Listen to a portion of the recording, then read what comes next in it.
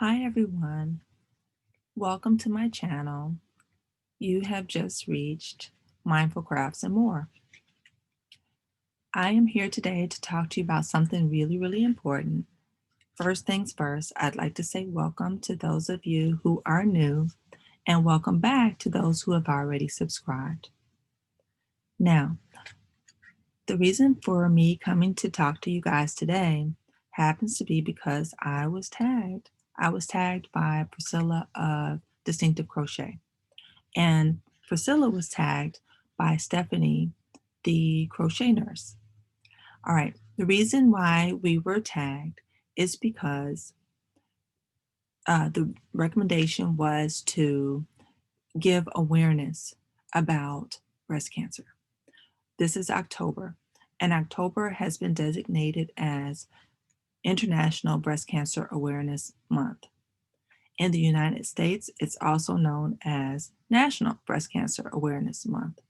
In any case, the important keywords here are breast cancer awareness.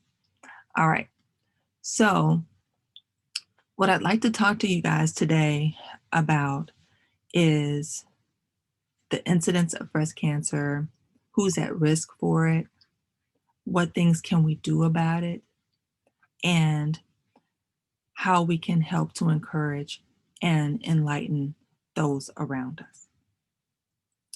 Now, as far as breast cancer itself, it is pretty prevalent, way more than we would like it to be. 1 in every 8 women in their lifetime will be diagnosed with breast cancer. In comparison, 1 in every 100 men would be diagnosed in their lifetime with breast cancer. So you see, it doesn't just affect women, it affects men also. So we really do need to talk about this. All right. Now, as far as spreading out who gets breast cancer and who is more likely to get breast cancer, I'd like to say a few things. Ethnicity does actually matter. So I do have a few numbers here that I'd like to just kind of talk with you guys about, just so that you understand that some people will be at an increased risk regardless of what the overall numbers are. Okay, so Caucasians have a approximately 20% risk of developing breast cancer. Blacks have 28%. Asian Pacific Islanders, about 11%. Hispanics, about 14%. And American Indians or Native Alaskans, about 14%. And so those percentages are not really low. So it's really important for us to talk about it and to give recommendations on what you can do to help make sure that you're not in those numbers. Now, one thing you should also note is in North America, which is where I live, the incidence of breast cancer, we are the 4th highest region. So that's interesting. So it means that it could be something within our lifestyle or something like that that puts us at increased risk. I'm not sure, but it is a fact. Okay. Now, before I go further, I do have a disclaimer that I have to tell you guys. So I'm in the field of pediatrics. So I do take care of adults, but I take care of young adults. But that puts me in a unique position because I can try to help to teach and encourage early on so that healthy habits are continued throughout the lifetime, hopefully to help reduce the incidence of breast cancer. Now, who's at increased risk for breast cancer? Well, being a female puts you at increased risk. Being over 50 years old puts you at increased risk. Having early onset of your cycles or Late onset of menopause puts you at increased risk. And those who are of childbearing age, who choose not to, for whatever reason, breastfeed, that puts you at increased risk. In addition to that, there are a smaller percentage of patients who have maybe a genetic reason that they would have an increased risk to develop breast cancer. And we'll talk about those a little bit later. Okay. Now that we know increased risk factors, what things can we do to lower our risk?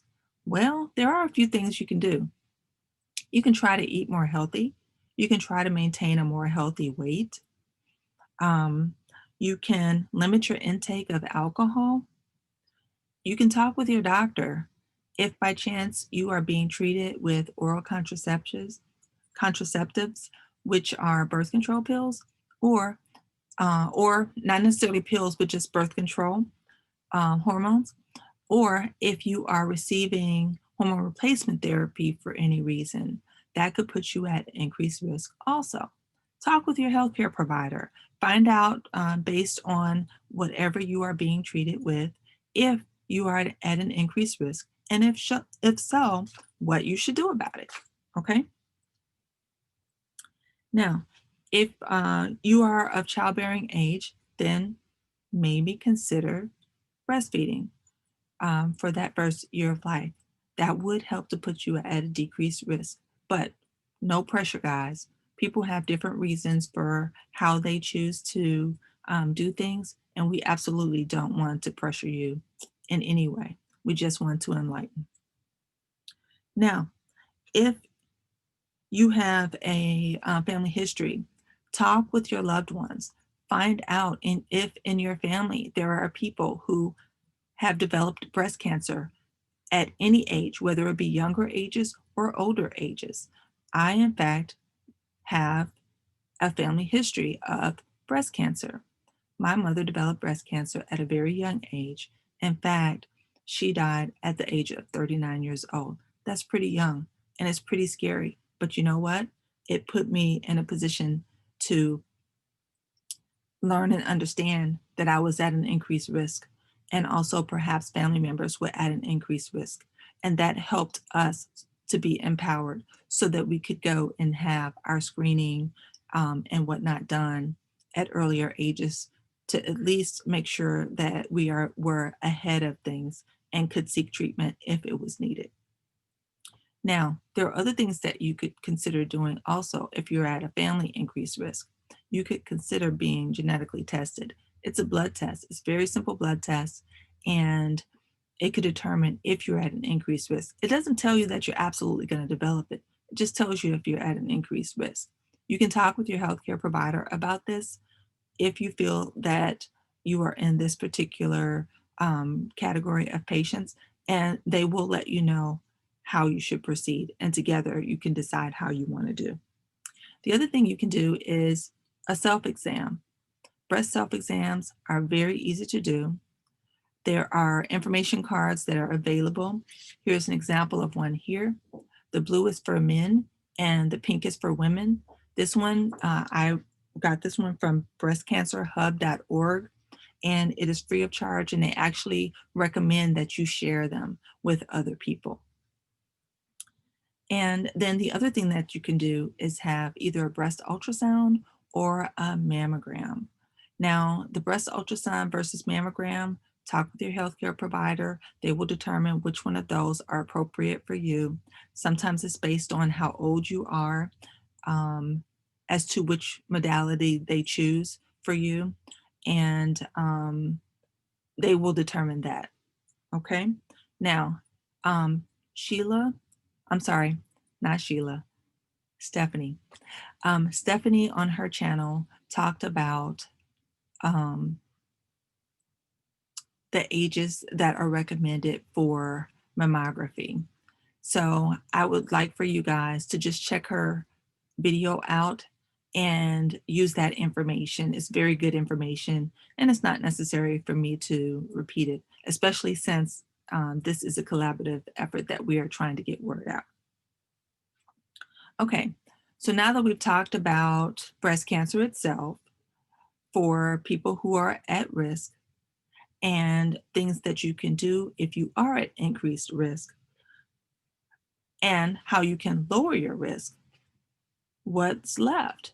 Well, what's left is we can do things to help encourage other people. We can find ways to get the word out. Stephanie came up with a wonderful idea of creating very easy ribbons. This is an example of crocheted ribbons. I did one in pink for women and one in blue for men. They're very easy to do, and they really only take about maybe 10, 15 minutes. I believe Pricilla said she did hers, and hers didn't take but about 10 minutes to do. Check her video out, guys. She also has really good information. All right. Another thing that we can do are prosthetics. You can make prosthetics for people who have either already been diagnosed with breast cancer, or you can make them as icebreakers and conversation starters to help encourage people to do breast self-exams. I'll show you photos later um, um, to make this video shorter, okay? The other thing that you can do are make hats, make scarves, make bracelets, anything you can do in pink or in blue to help just start that conversation to help encourage people, bring it to the forefront of their mind so that they will hopefully um, take action. All right. Now, this is what I'm going to do. I am going to show you a PowerPoint presentation that I put together so that you can see photos of things that I have done. I don't want to make this a really long video, and so I'm just going to show you the photos. So if you give me just a second, I will share my screen.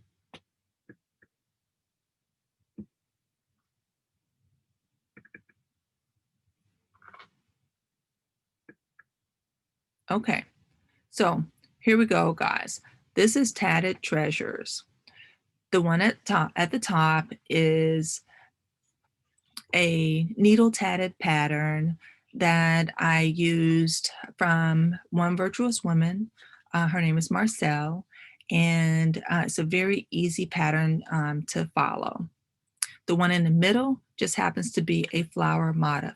And again, it's done in pink. That was shuttle tatted and not needle tatted.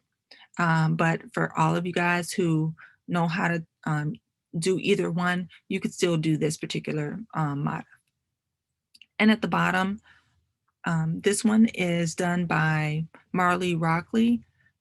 She has a Craftsy channel, and this bracelet was done from that. You can make caps. Some are knitted, some are crocheted. So for all crafters, we can all do something to try to help bring awareness to breast cancer. These are the prosthetics that I talked about, guys. So the one at the top is a YouTuber who uses worsted weight yarn to make her prosthesis. And it was very easy to do. It really didn't take me that long to make that one at all. The one on the bottom left is a knitted knocker.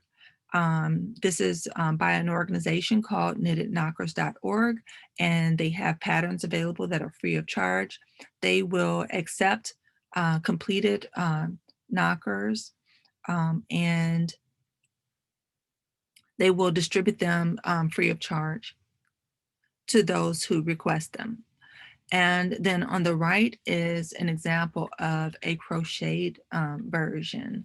Both of these, they do have YouTube videos to help you, as well as written patterns. Okay, so this is a 1-hour cowl, and it did take me longer than an hour to make, guys, but I did make this using Barcelona loops and threads yarn. At the top, you see here, that is a tatted necklace that I made, and I kind of got this inspiration from a picture that I saw online. And here we are on the left are the two very easy ribbons examples, And the pattern you can get again from um, Stephanie, the Crochet Nurse channel. And then on the right are just some comfort cloths.